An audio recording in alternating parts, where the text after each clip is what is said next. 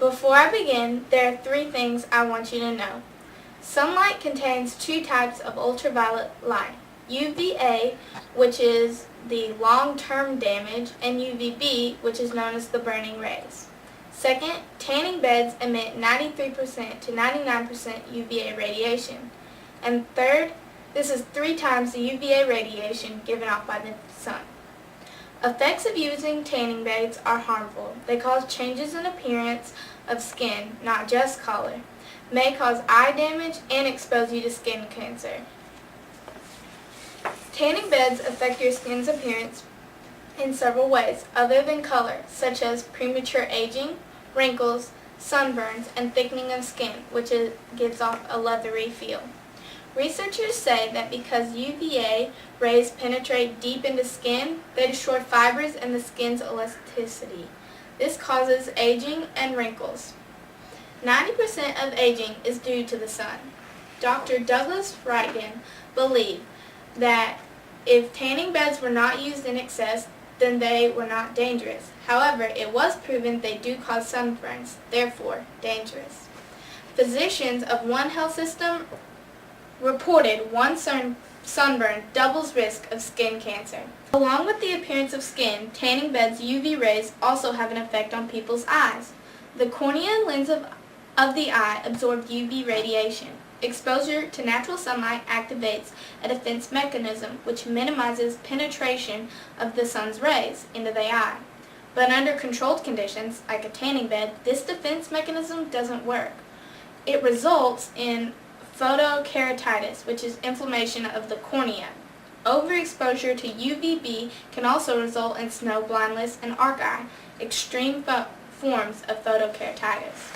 Researchers show UV radiation levels to the eye is 100 times greater in tanning beds than outside in the sun. Increased UVB exposure also leads to certain cataracts, which is where proteins in the eye unravel, which tangle and accumulate pigments, causing blindness. Overexposure can also cause macular degeneration, which is damage to the retina. Lastly, nearly every article research concluded indoor tanning is directly linked to skin cancer. There are several forms like melanoma, basal cell carcinoma, BCC, and squamous cell carcinoma, SCC.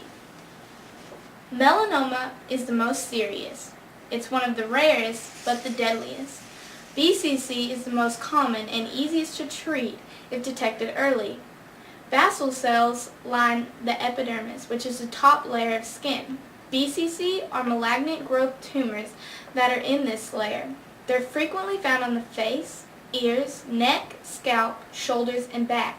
SCC, squamous cell carcinoma, is second most common form. It arises in squamous cells that compose most of the upper layer of skin. Most SCCs aren't serious if identified early and treated promptly. If overlooked, they cause disfigurement. The rim of the ear and lower lip are especially vulnerable to these cancers. A few facts. 1 in 5 Americans will develop skin cancer. A person's risk for melanoma doubles if they've had 5 or more sunburns at any age. Exposure before 35 increases melanoma by 75%. People who use tanning beds are 2.5 times more likely to develop SCC and 1.5 times more likely to develop BCC. Researchers agree UVA rays are less likely to cause burns, but are still linked to melanoma. In fact, studies show that large doses of UVA lead to the risk of skin cancer.